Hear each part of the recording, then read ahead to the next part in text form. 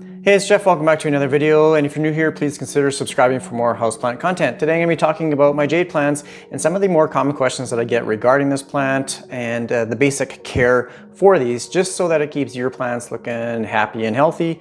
So let's get into it.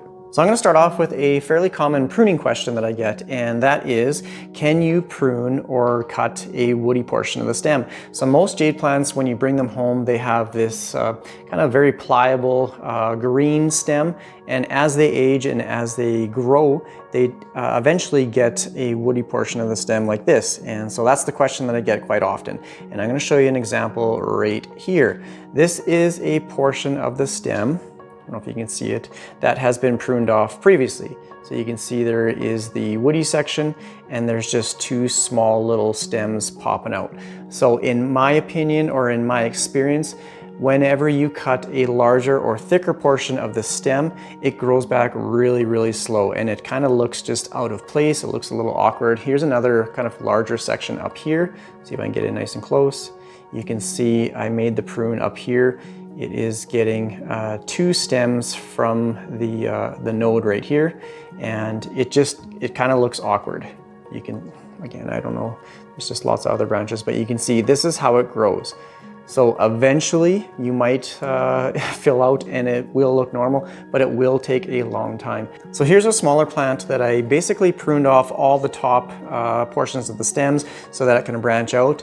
And you can see right here, this is where, if I can get in there, this is where I've previously made the cut, and you can see it's gotten two stems. So nothing looks out of place, like it looks just like a natural growing tree. Whereas if you cut a woody stem, it just looks like a bare trunk with two flimsy little stems on it. So the short answer to that is yes, you can cut the woody stems, but they just look awkward and they take a lot of time to grow. Here's a good example of just a solid green stem. It's got two branches there. It just fills in nicely. It looks appropriate. It doesn't look awkward or anything like that. So basically what I would suggest, if you're wanting to prune a jade plant into a tree-like structure, let it grow for a couple of years until it gets, I don't know, maybe 8 inches or something like that, and then just start to prune as the tree grows. So I had to prune this because it was completely overgrown. So I let it grow for a number of years and it basically drooped over to the side. A number of the branches were, I guess, at risk of snapping. So I basically did a hard prune. Any branches that kind of grew downwards, I snipped off, and it corrected itself. It grew in an upright structure, but there, like I said, a few areas. Here's another example right here of a previous prune. It's got a smaller branch. It's still got the green stem. It just looks pretty awkward. Let's see, I'm gonna rotate this around and see if I can find any more cuts that I've made. Here is a cut that I made a long time ago. It's got one, I guess now, woody stem, but again, there's just a slight little deviation or deformity, it looks like. It's not just a nice, clean branch structure. Here's another one down here that I pruned. Got two little puny stems popping out. Again, here's another prune. It does take a long time, so I guess that's what I'm getting at, is it does take quite a while for it to fill out again and look normal. Here's another kind of awkward prune that, yeah, it doesn't look right in my opinion. There's another one up there. So yeah, if you want to prune a woody stem, you can. Might take a while, might look a little weird. So the next common question I get is about propagation. So I don't have any jade leaf propagations going on right now. So I'm going to be using my Echeveria purpurorum just as an example, as the process is exactly the same. So what you want to do is either cut off a jade leaf, or you can just literally twist it off like this. So you get a section or a portion of the leaf like this. You want to make sure that you take a really healthy, thick green leaf. You don't want any damage or any flimsy leaves like the one I just took off. It's a little bit dehydrated. So just an example, I just took this one off anyway, so I won't be using this as propagation, but just make sure you take like a really healthy looking leaf. So whenever you place it in the soil or just place it on the soil, I get a lot of questions asking if they're supposed to water it or what they do. So with the leaf cuttings, what I do is I lay it on the soil and I take a misting bottle and I just mist the edges of the leaf where the roots are going to come out. So on this jade leaf right here, all the roots are going to sprout out just from the very end. It's not going to happen anywhere else on the leaf, it's just the end. So I won't saturate the soil, but I'll just simply mist at the, I guess, cut end of the leaf. You don't even really need to do that because these leaves are thick, they are full of water. Basically, if you just left a leaf on the table like this, it will probably root on its own. It draws a lot of moisture off of the roots or off of the leaf to develop its own roots.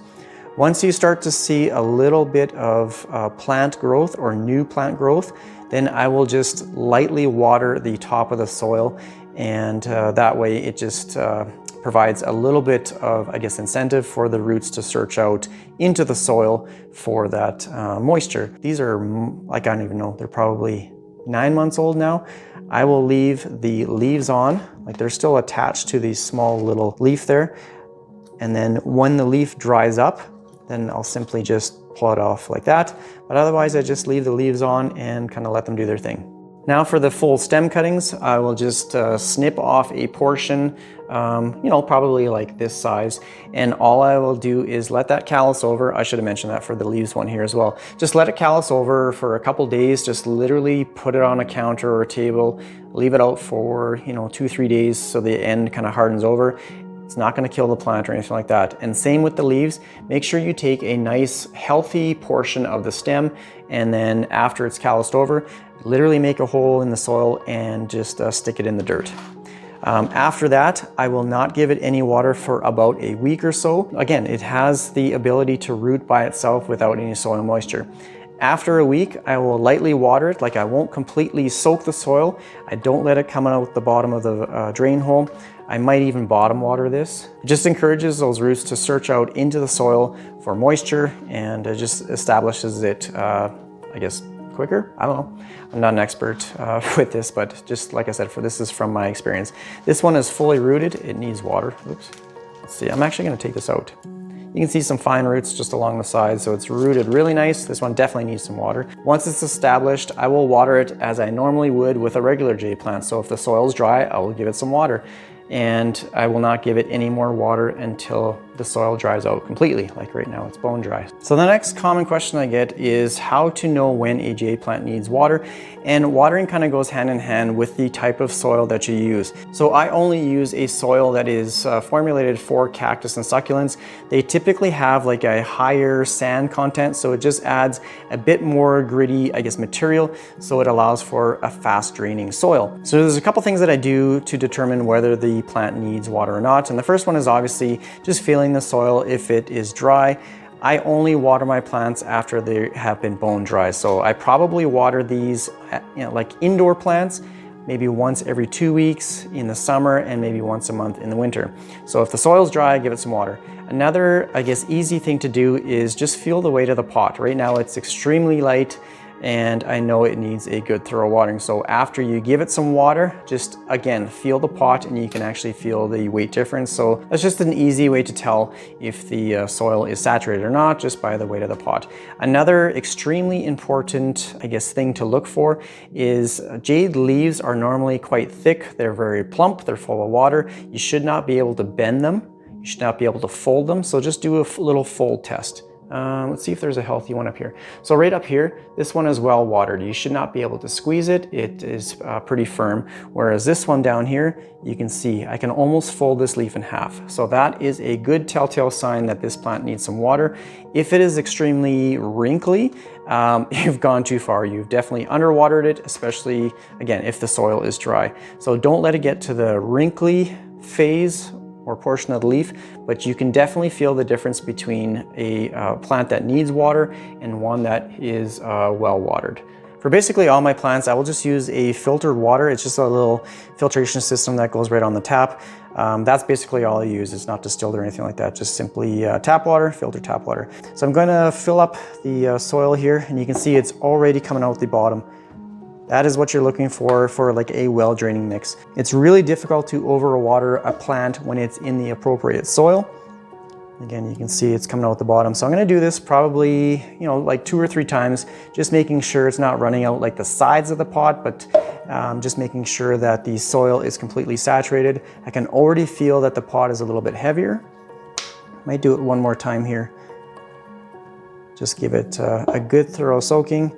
I will definitely be cutting back on the amount of watering throughout the winter as the plant does not require as much water. So I might only give it like 1 or 2 of those waterings, let it drip through, and then that's it. I'm just gonna see if I can pull this out of the pot just so you can see. Even though I gave it like 4 good soakings, you can see that there is a large portion of the soil that is still not wet, I guess. The bottom is. So I might give it a couple more. Actually, 1 more. We're coming up to the start of, well, today is September 1st, so it's coming into the fall. So this plant will, I guess, not require as much water as we're approaching the winter season here. Again, you can see it's a little more saturated. Back there is good. So that is, in my opinion, a thoroughly watered plant. The weight of the pot is much heavier. So I'm gonna put this back in my south-facing window or close to the south-facing window and just let it continue to grow. So I think that's gonna be pretty much it for this video. If you had any questions that I did not answer in the video here, just leave it down in the comment section. I'll try and answer it as best as I can, or I might even make another video like this down the road in the future here. So let me know what you thought of this video. Again, I always appreciate the ongoing support. Welcome to all my new subscribers, and thank you to all my current viewers and subscribers. I really appreciate the support. Thanks again, everyone. Take care.